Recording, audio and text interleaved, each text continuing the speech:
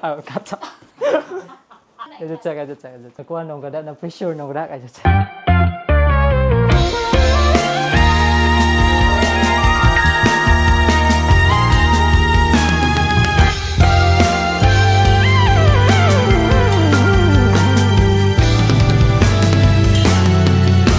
Nagsimula sa simple na pasulyap-sulyap, nagpapapansin sa'yo. So at first jud kay na siya cousin, like distant na nga cousin, kanang murag iyang giingnan nga kanang kaila ba daw nako. Nakita na ko siya sa simbahan, ang serve niya siya dito. Og sa kuan pa nga na love at first sight niya.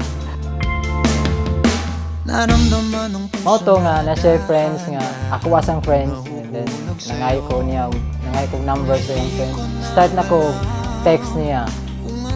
Pero di jud nga ingon nga ang replyan ki o murag dili gusto ba.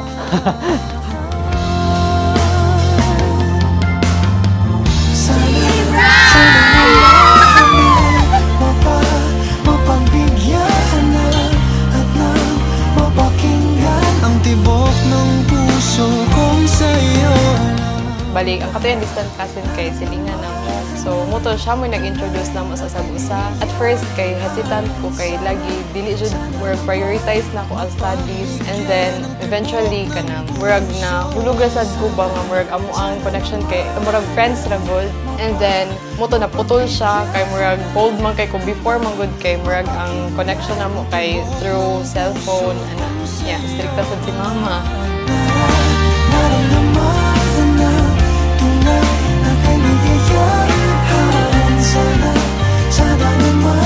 Mapagbigyan ng tibok ng puso.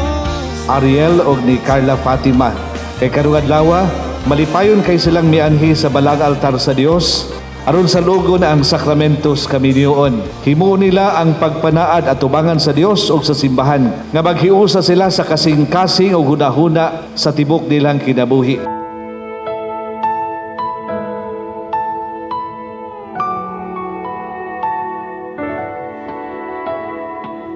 Alam mo ba, munti ka na sumuko ang puso ko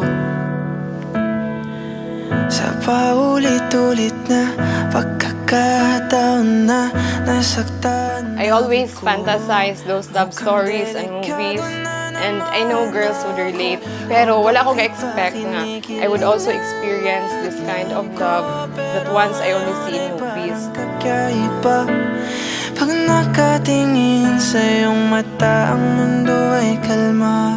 Ngayong nandyan ka na, di magmamadali, ikaw lang. Nagkakita may balik sa Kawasan together with my friends. Then dito, nabalik na sad me og communicate. And then, Nag-aabot mig balik sa Kawasan Falls dito sila.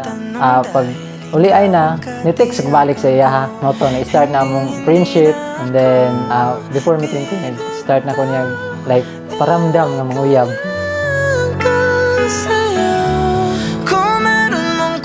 antod more than, I think 6 months may nag-communicate before may Ikaw ay dilaw, di akalain mararamdaman ko muli ang yakap ng panahon habang May 20, diha na siya ni schedule.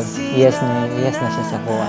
Niabot na ang karon, mag 10 years karon jud nga kuan among wedding, dungan sa among 10 years anniversary. umingiti na naman ako, kaya ngayon di na ako mangangamba kahit anong sabihin nila. Ngayon nandiyan ka na, di magmamadali, ikaw na ang katabi hanggang sa ang buhok ay pumuti. Di na maghanap ng kung anong sagot sa mga tanong, dahil ikaw ang katiyakan ko. Hinding-hindi na ako. Hi babe, thank you kayo, and then mao na ni nga day, and I promise nga pag binuotan niya nimo, and also sa maabot pa nga kuan atong kapag panag-uban. I love you babe. Ikaw ay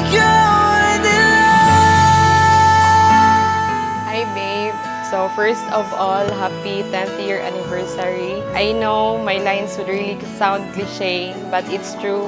Time really flies so fast. So, mura na jud og gahapon pa tong imo kong bisitahon. Imo kong bisitahon sa Alegria pag 2014. Pero, who knows? Kaslo na di aita. So, before you came into my life, I never really believed in true love. Anong sagot sa mga tanong dahil ikaw?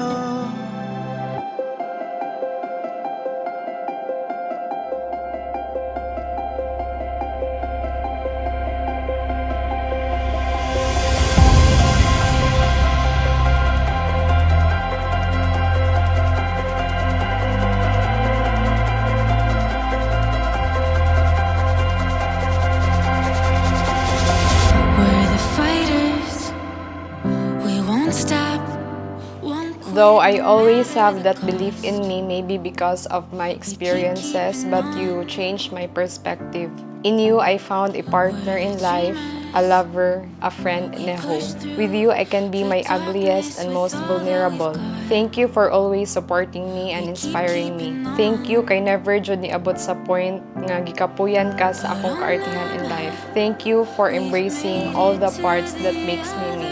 This message is not enough to express how I'm truly grateful for having you. I love you so much.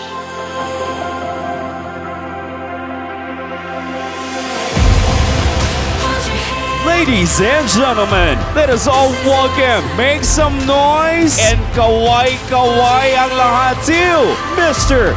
and Mrs. Ariel and Carla Fatima Adorna.